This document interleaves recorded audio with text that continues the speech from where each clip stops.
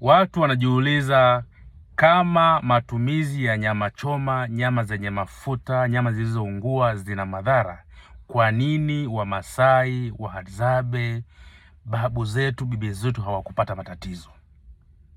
Jibu ni rahisi sana ndugu yangu.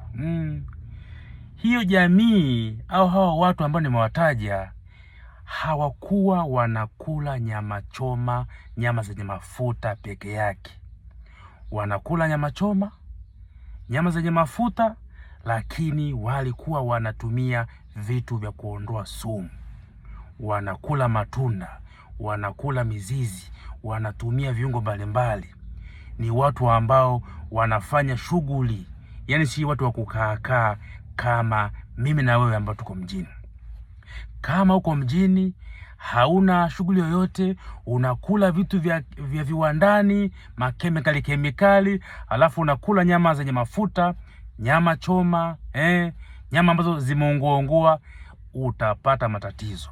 Utapata kansa, shida za ngozi, shida za moyo, ini, figo, shida za mapafu, utapata shida za uzazi na kadhalika, kwa sababu wewe unakula nyama choma, unakula nyama za mafuta, lakini hautumii vile vitu ambavyo walikuwa wanatumia Wamasai au Wahadzabe. Kwa hiyo ni kosa kubwa kujifananisha na hao watu.